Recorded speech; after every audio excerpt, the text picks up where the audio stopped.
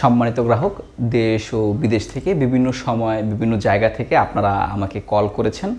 আপনারা আপনাদের নিজেদের বাড়িতে এই ধরনের 3D ওয়ালপেপার এবং 3D অ্যাপক্সি ফ্লোর টাইলস করতে চেয়েছেন, অনেক আগ্রহ প্রকাশ করেছেন। আপনাদের আগ্রহ দেখে আমি মনোমুগ্ধ। আমি আসলেই অভিভূত যে আপনারা আমার এই প্রোডাক্ট নিয়ে এতটা সাড়া দেবেন সেটা আমি আসলে কল্পনা করতে পারি নাই। তো দেশ বিদেশ থেকে নানান সময় নানান ভাইয়া আঙ্কেল বিভিন্ন সময় বিভিন্ন জিনিস আমাকে জানতে চায়, তাদের বাড়িটাকে কি অবস্থায় করে দিলে আমি আমার কাজটা করতে পারবো। তো আজকের এই ভিডিওতে আমি আপনাকে জানাবো, আপনি যদি এই ধরনের 3D ওয়ালপেপার এবং 3D অ্যাপক্সি ফ্লোর টাইলস করতে চান তাহলে আপনার বাড়িটাকে কি অবস্থায় রেডি করে দিতে হবে, আপনার ঘরের দেয়ালগুলোকে কি অবস্থায় রেডি করে দিতে হবে। সবচেয়ে মজার বিষয় হচ্ছে, আপনি যদি এই ধরনের ওয়ালপেপার আপনার ঘরের দেয়ালে লাগাতে চান তাহলে আপনাকে দেয়ালটাকে প্লাস্টার করতে হবে। ইভেন প্লাস্টার করার পরে সেটাকে আপনার সিলার এবং পুটিং করতে হবে। সিলার এবং পুটিং করার পরেই এই ধরনের ওয়ালপেপারগুলো পেস্টিং করা হয়। যদি আপনি প্লাস্টার করার পরে শুধু সিলার করে এটা লাগাতে চান, কারণ বালির একটা ধার থাকে, প্লাস্টারের যে বালিটা থাকে সেই বালির ধারের কারণে সেটা গুড়ি গুড়ি দানা দেখা যাবে, ওটা ফিনিশিং ভালো লাগবে না। যদি আপনি সিলার করার পরে দেয়ালটাকে পুটিং করে মসৃণ করে আমাকে দেন তাহলে আপনি যেই ডিজাইনটা লাগাবেন সেই ডিজাইনটা একেবারে রিয়েলিস্টিক মনে হবে, একদম নিখুঁত, আর কাজটা হবে ফিনিশিং। কারণ আমি এই জন্যই কথা বলি, আপনারা যে জিনিসটা আমার কাছে দেখেন সেটা আসলেই একটা চমকপ্রদ জিনিস, যেটা আসলে বলে বোঝানোর মতো না, অসম্ভব সুন্দর একটা জিনিস। আপনি দেখে অভিভূত হয়ে আপনি আমার সাথে যোগাযোগ করেন। তাই আমি বলছি, আপনি যদি এই ধরনের কাজগুলো আপনার ঘরের দেয়ালের চারপাশে এই ওয়ালপেপার লাগাতে চান তাহলে আপনার ঘরের প্লাস্টার করতে হবে।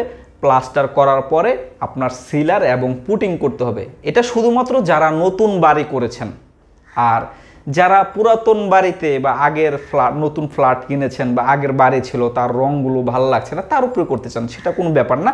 নর্মাল রং করার উপরও এই পেপারটা লাগিয়ে দেব, কোনো ব্যাপার না। আপনারা এই পেপারের সম্পর্কে অনেক কিছুই জানেন, এটা দীর্ঘস্থায়িতা কত, কি আসল বিষয়, নানান কিছু জানেন।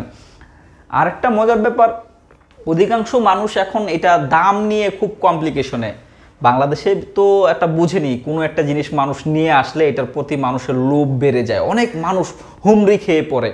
তো আমি দেখছি ইদানিংকাল আমাদের কিছু কম্পিটিটর ভাইয়ারা আছে, তারা আসলে খুব কম্পিটিশন করছে, নানানভাবে মার্কেটিং করছে। আসলে যার জায়গা থেকে যে পারে যেভাবে ইচ্ছা সেভাবে কম্পিটিশন করে। আমি আসলে কারোর সাথে কম্পিটিশন করি না, এটা আমার ধর্মে নাই। আমি সর্বোচ্চ চেষ্টা করব যে আমার রয়্যালিটি দিয়ে আমি আপনাকে ভালো প্রোডাক্টটা দিতে। আমি কারোর সাথে কম্পিটিশন করতে গিয়ে আমার প্রোডাক্টের মান গুণমান কখনো খারাপ করব না, এটা গ্রান্টেড। আপনারা গুণমান দেখে তারপরে কিনবেন, আপনি যার থেকে কিনুন। অনেকে দাম নিয়ে খেচখেচে করে, তাদের সাথে আসলে আমি কাজ করতে পারি না। যারা জিনিসটা বুঝে, এটা গুণমান জানে, তাদের সাথে অনেক কথা বলাও লাগে না, তাদের রুচির ব্যাপারটাই ডিফারেন্ট। যে আমাকে কাজ করাইছে এখন পর্যন্ত, যাদের আমি কাজ করেছি তারা প্রত্যেকজন অমায়িক মানুষ, তাদের প্রশংসা করলে আমি শেষ করতে পারবো না, অসম্ভব অমায়িক মানুষ যাদের আমি কাজ করেছি। তো আপনি যদি আপনার ঘরে এই ধরনের কাজ করাতে চান অবশ্যই আমাদের সাথে যোগাযোগ করবেন। এবার হচ্ছে দ্বিতীয় ব্যাপার, সেটা হচ্ছে 3D ফ্লোর টাইলস। আপনারা দেখেছেন আমি বাংলাদেশে বিভিন্ন জায়গায় 3D ফ্লোর টাইলসের কাজ করেছি। এখন অনেকেই আমাকে প্রশ্ন করে যে ভাই আমি তো নতুন বিল্ডিং করেছি, সবে মাত্র ঢালাই হয়েছে, ওই অবস্থায় আমাকে ডাকে যে ওই অবস্থায় ওই ধরনের 3D ফ্লোর টাইলস করতে চায়। আসলে ওই অবস্থায় 3D ফ্লোর টাইলস করা যায় না। আমাদের এই ফ্লোর টাইলসের কাজ করতে হয় সমস্ত ধুলা ময়লার কাজ শেষ হওয়ার পরে, সমস্ত ধুলা ময়লার কাজ শেষ হওয়ার পরে। তার মানে কি, আপনার বাড়িতে যখন 99% কাজ কমপ্লিট হয়ে যাবে তারপরে আমার ফ্লোরের কাজ।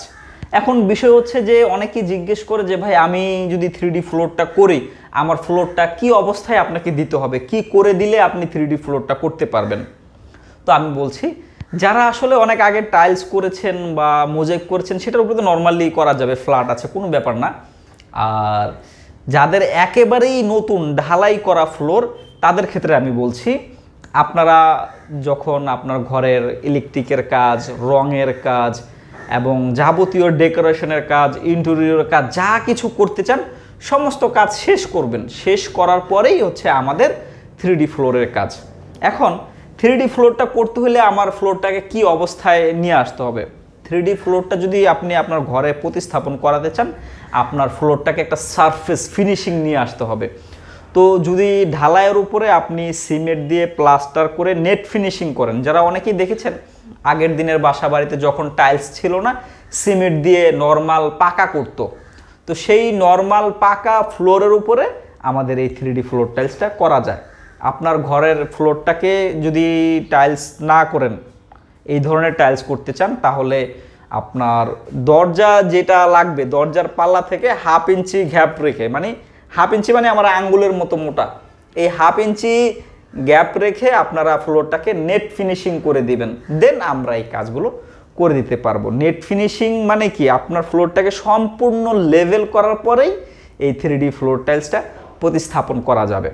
তো প্রিয় গ্রাহক, আমি এতক্ষণ আপনাকে বোঝানোর চেষ্টা করেছি, আপনি যখন আমাকে এই ধরনের কাজগুলো অর্ডার করবেন, আপনার বাড়ির পরিবেশটা কি অবস্থায় রেডি করে দিবেন।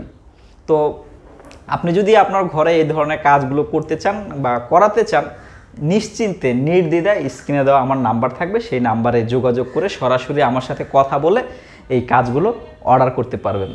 আজ এ পর্যন্তই, আল্লাহ হাফেজ।